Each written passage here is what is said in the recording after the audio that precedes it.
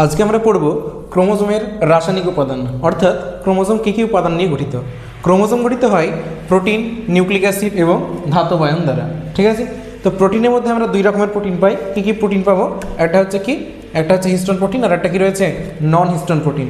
Histone protein যেগুলি রয়েছে, histone protein হবে কি ক্ষারীয় প্রকৃতির হয়। কেন? আর্জিনিন, হিস্টিডিন, লাইসিন এই সমস্ত অ্যামাইনো অ্যাসিডের উপস্থিতির কারণে। ঠিক আছে, তারপরে নন হিস্টোন প্রোটিন কী হবে? আম্লিক প্রকৃতির হয়। কী কারণে? ট্রিপ্টোফ্যান ও টাইরোসিন এই দুই রকমের অ্যামাইনো অ্যাসিডের উপস্থিতির কারণে। বোঝা গেল? নেক্সট রয়েছে কি নিউক্লিক অ্যাসিড। নিউক্লিক অ্যাসিড কি? নিউক্লিক অ্যাসিড হচ্ছে এক ধরনের জৈব অ্যাসিড যেটি কী করে কোনো একটি জীবের বংশগত বৈশিষ্ট্যগুলি বহন করে। সেই জৈব অ্যাসিডকে আমরা বলবো কি নিউক্লিক অ্যাসিড। এবার এই নিউক্লিক অ্যাসিড কি হয়? দুই রকমের হয়। একটি হলো ডিএনএ এবং অপরটি হলো কি আরএনএ। ডিএনএর পুরো নাম কি জানি আমরা? Deoxy ribonucleic acid. আরএনএর পুরো নাম কি? Ribonucleic acid. তো ডিএনএ বা ডিঅক্সি রাইবোনিউক্লিক অ্যাসিড কী কী উপাদান নিয়ে গঠিত? বেস, সুগার আর হচ্ছে ফসফরিক অ্যাসিড, এই তিনটি উপাদান নিয়ে গঠিত। বেসের মধ্যে আমরা কি পাবো? Nitrogen base. নাইট্রোজেন বেস কয় রকমের হয়? দুই রকমের পাবো, একটা কি পিউরিন আর একটি রয়েছে কি পিরিমিডিন বেস। এবার পিউরিন বেসের মধ্যে আমরা কী কী পাই? ডিএনএতে অ্যাডেনিন এবং গুয়ানিন।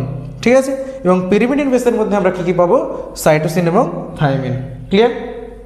নেক্সট রয়েছে কি ডিএনএর মধ্যে যে সুগার পাই আমরা, সেই সুগারের নাম কি? 5 কার্বন বিশিষ্ট ডিঅক্সিরাইবোজ সুগার। বোঝা গেল? আমরা মনে রাখবো কী হবে?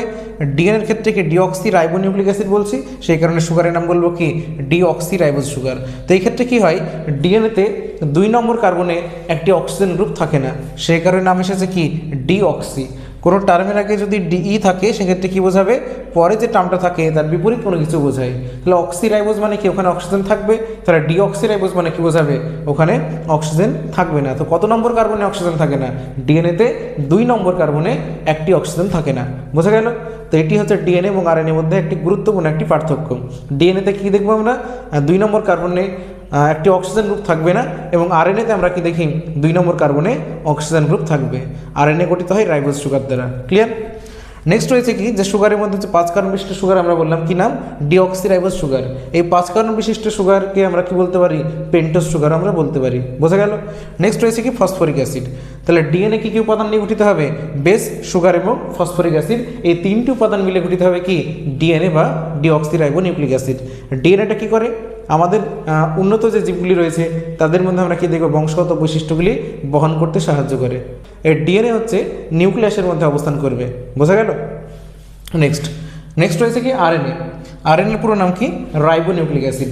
আমরা যেমন ডিএনএতে পেয়েছিলাম কি বেস, সুগার, ফসফেট, এই তিনটি উপাদানই পেয়েছি। আরএনএ তো কি সেম একই রকমভাবে আমরা কী পাবো?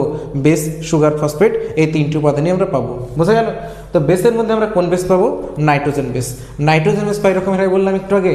2 রকমের হয়। একটি হচ্ছে পিউরিন এবং অপরটি হলো কি পিরিমিডিন বেস। পিউরিন বেসের মধ্যে আমরা কী পাই?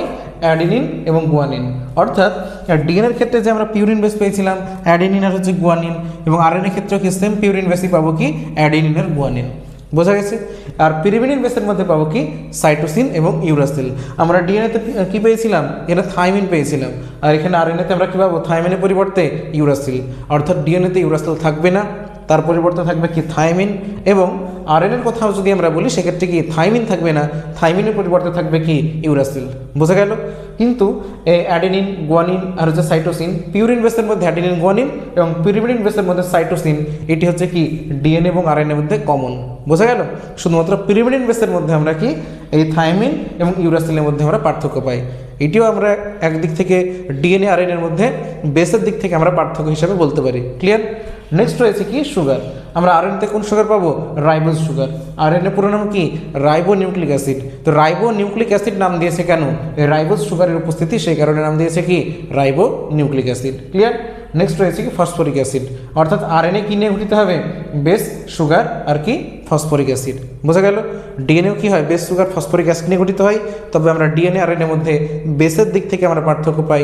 তাছাড়া আমরা পার্থক্য পাবো গঠনগত দিক থেকে, আমরা পার্থক্য পাবো সুগারের দিক থেকে, আমরা পার্থক্য পাই। বোঝা গেল? ডিএনএ কী হয়? দ্বিতন্ত্রী পেঁচানো সিঁড়ি মতো, এবং আরএনএ কী হয়?